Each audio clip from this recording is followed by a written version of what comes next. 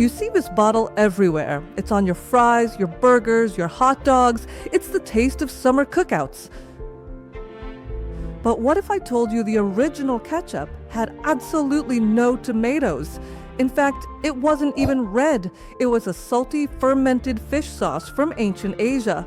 The story of how that funky fish paste became the sweet tomato sauce in your fridge is a journey of pirates, poison scares, and one man who changed food forever.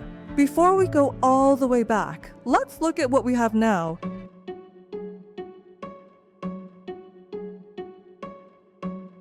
At its core, modern ketchup is a thick, sweet, and tangy condiment made primarily from tomatoes, vinegar, sugar, and spices.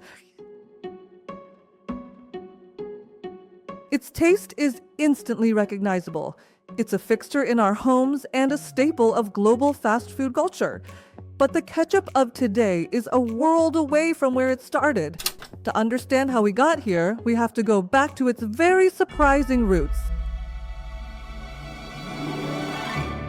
Ketchup's story doesn't begin in a tomato field in America, but on the docks of 17th century Southeast Asia. It was an ancient food, a fermented fish paste used to preserve seafood and add a powerful, savory flavor to meals. In a region of modern-day Vietnam and southern China, it was known by names like ke-tsiap or Ketchup. This early sauce was made from anchovies, salt, and spices left to ferment in the sun for weeks. It was pungent, salty, and looked nothing like what we use today. British and Dutch traders sailing through the region acquired a taste for this intense, savory sauce.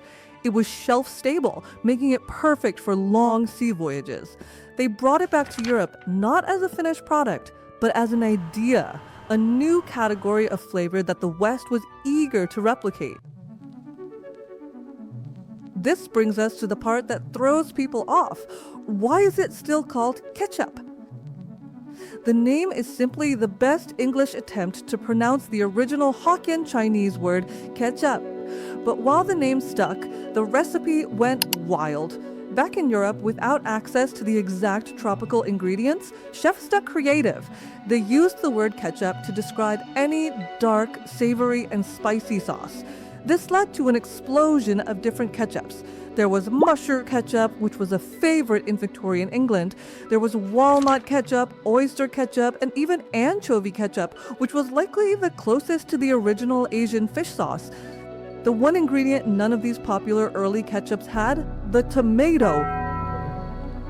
Ketchup as we know it owes almost everything to one man, Henry J. Heinz. By the late 1800s, tomato-based ketchups did exist, but they were a mess. Often made with unripe tomato scraps, they were thin, watery, and spoiled quickly. To combat this, manufacturers used dangerous preservatives like formaldehyde and coal tar, which gave the sauce its red color. It was an unregulated, often poisonous market. Henry J. Heinz, a savvy businessman from Pittsburgh, saw an opportunity. In 1876, he developed a revolutionary recipe. First, he used only ripe red tomatoes, which were naturally full of pectin for thickness and flavor. Second, and most importantly, he used a high concentration of vinegar. The acidity acted as a powerful natural preservative, making the chemical additives unnecessary. He bottled his thick, rich, and safe ketchup in clear glass bottles to show off its purity, and it became a massive hit, with the public desperate for safe, reliable food. But as Heinz ketchup went mainstream, a war began for the soul of the American kitchen. One of the most defining ingredients in cheap early ketchups was a chemical preservative called sodium benzoate. A public fight erupted. On one side were the manufacturers, who argued that chemicals were necessary to keep food cheap and stable. On the other was Henry J. Heinz and pure food crusaders like Dr. Harvey Wiley. Heinz argued that with quality ingredients and the right recipe, his recipe, preservatives were completely unnecessary. He lobbied the government, ran ads championing his pure food philosophy and eventually won the public over. The controversy led to the 1906 Pure Food and Drug Act, a landmark piece of legislation that cleaned up the food industry. Heinz's victory didn't just sell ketchup, it defined the future of processed food in America. Interestingly, while American-style ketchup is a global icon, it's not the only version out there. In the Philippines, you'll find a popular banana ketchup. It was invented during World War II when there was a tomato shortage, using mashed bananas, vinegar, and sugar, with red food coloring to make it look the part. In Germany, a favorite at food stalls is currywurst, a sausage smothered in a spicy curry-flavored ketchup. But just as industrial ketchup took over the world, a counter-movement began. In the last couple of decades, foodies and chefs have led a resurgence of artisanal ketchup.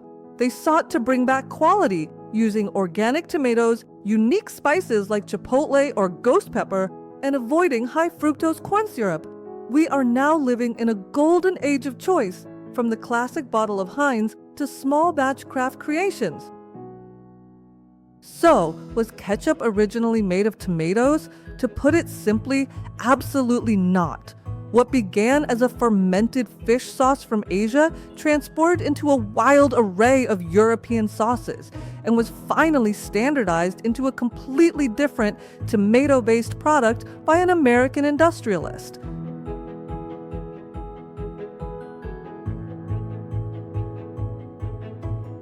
The name remains a historical echo of its origins, not its ingredients.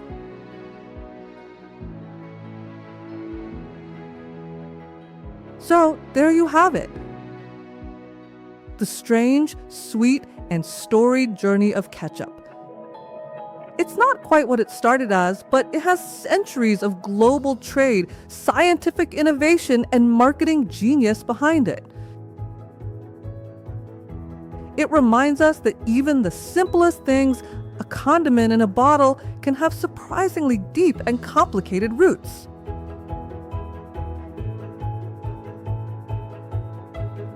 What do you think? What other simple foods have a history you'd like us to explore? Let us know in the comments below. Thank you for joining us on this journey through the history of simple things. Don't forget to like, subscribe, and stay tuned for more stories woven through the smallest details.